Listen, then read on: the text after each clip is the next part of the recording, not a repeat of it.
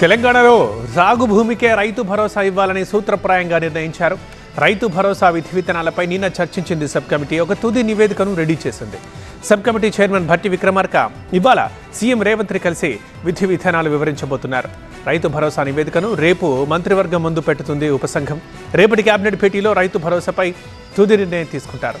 రైతు భరోసా కోసం జనవరి 5 నుంచి 7 వరకు అప్లికేషన్లు స్వీకరించబోతున్నారు. రీజనల్ రింగ్ రోడ్ ప్రాజెక్టు గురించి సీఎం రేవంత్ రెడ్డి ఇవాళ సమీక్ష నిర్వహించనున్నారు. ముఖ్యంగా నార్త్ పార్ట్పై కేంద్రం ఇటీవలే టెండర్లు పిలిచింది.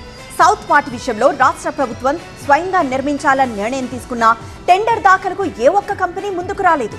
దీంతో మళ్లీ టెండర్లు పిలవాల్సి వచ్చింది.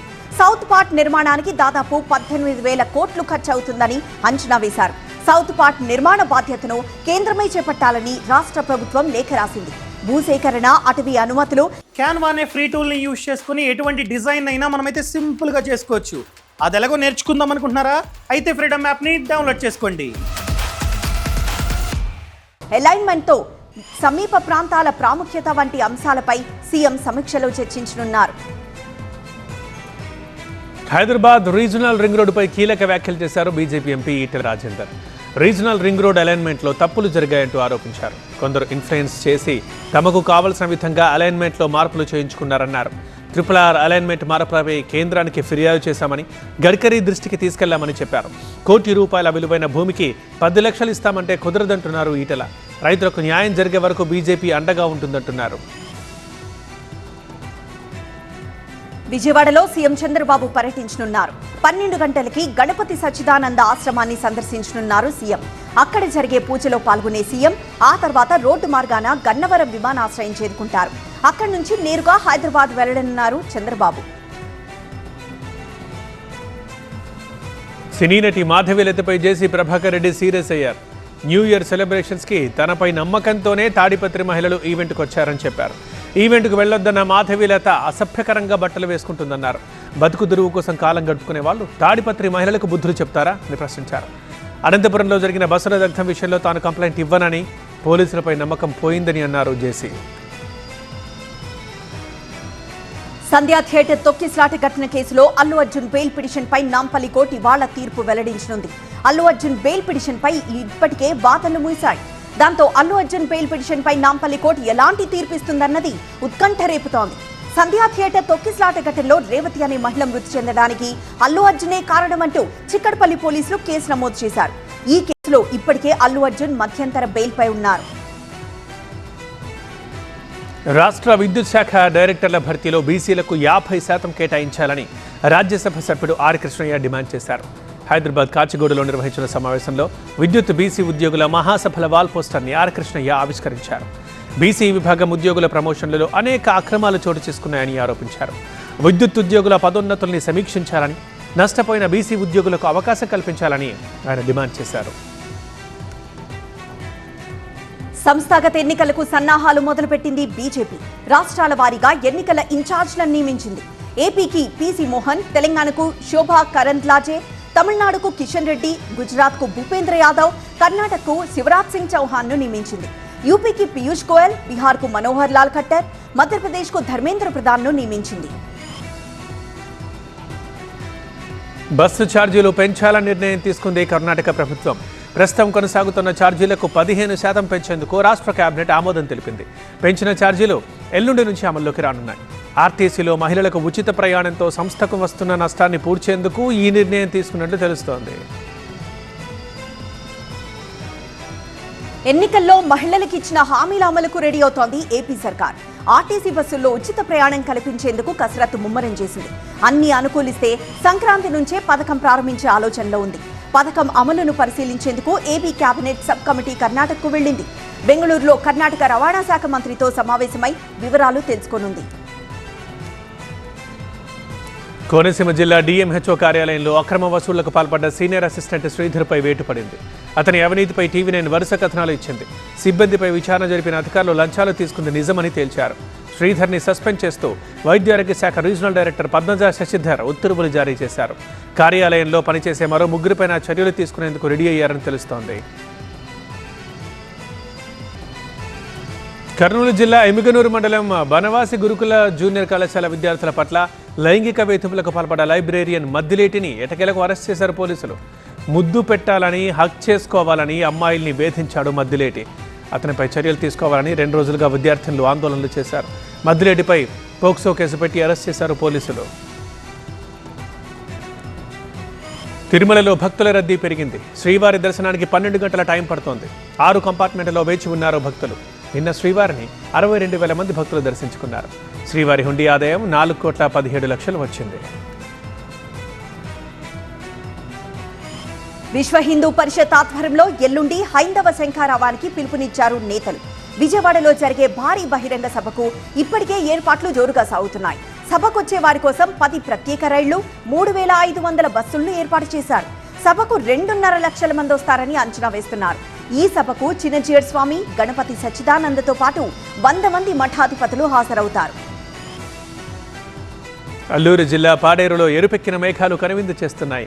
మంచు తెరల సోయగాల మధ్య ఎరుపెక్కిన మేఘాలు కొత్త అందాన్ని సంతరించుకున్నాయి. చింతపల్లిలో 7 డిగ్రీలు, మినుమలూరులో 8, పాడేరులో 10 డిగ్రీల ఉష్ణోగ్రతలు నమోదయ్యాయి. దట్టంగా పొగమంచు ఉన్నప్పటికీ వంజంగి మేఘాల కొండకు వస్తున్నారు పర్యాటకులు. ఘాట్ రోడ్లో కమ్ముకున్న పొగమంచుతో లైట్లు వేసుకుని వెళ్తున్నారు వాహనదారులు. తెల్లవారుజామున కూడా ఉత్తరాంధ్రను తలపిస్తోంది దివిసీమ. అవనిగడ్డ నియోజకవర్గాన్ని మంచు కప్పేయడంతో చలితో వణికిపోతున్నారు ప్రజలు.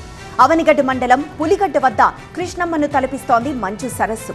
దివిసీమలో ఎన్నడూ ఇలాంటి మంచు తీవ్రత లేదు. మంచు ప్రభావానికి పొలాలకు వెళ్లేందుకు రైతులు తటపటాయిస్తున్నారు.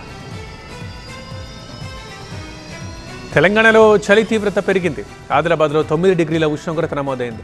మెదక్, హనుమకొండ, రామగుండం, రాజేంద్రనగర్, పఠాన్చెరులో చలి తీవ్రత ఎక్కువగా ఉంది. మహబూబ్ నగర్లో కొంచెం వేడి వాతావరణం ఉందని అధికారులు తెలిపారు.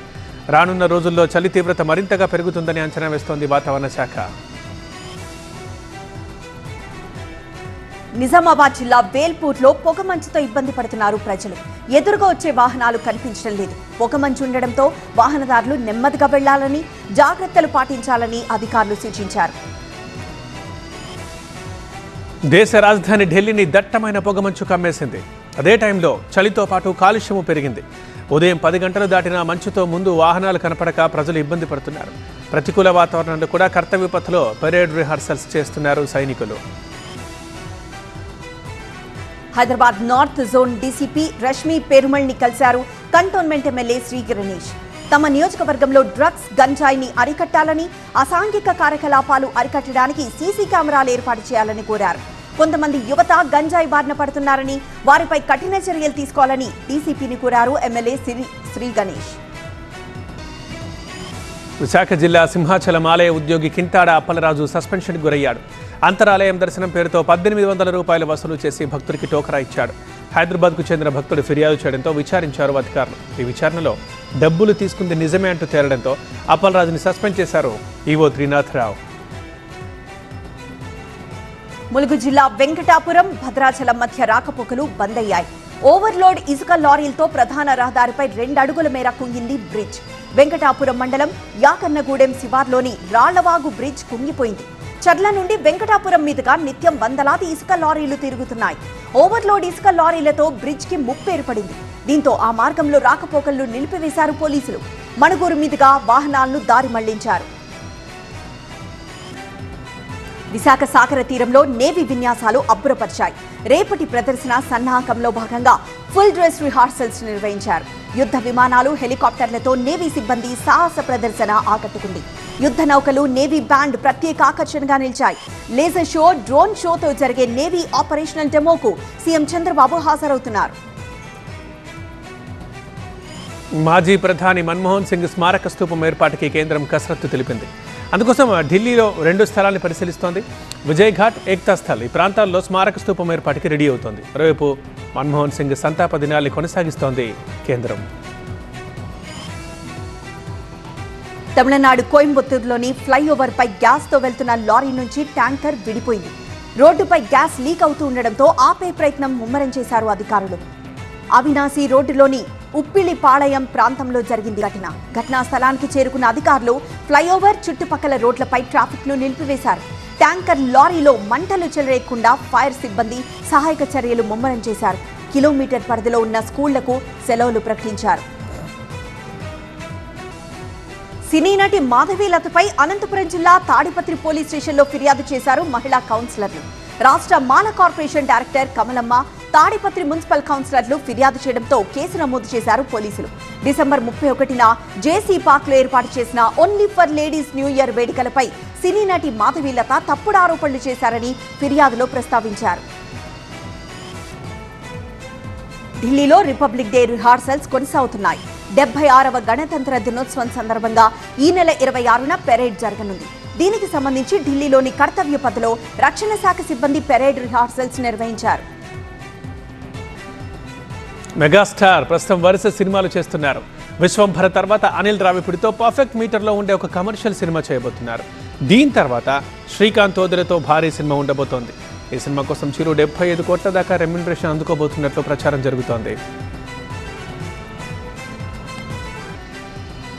నిన్న మొన్నటి వరకు సౌత్లో బిజీగా ఉన్న సాయి పల్లవి ఇప్పుడు బాలీవుడ్పై ఫోకస్ చేశారు.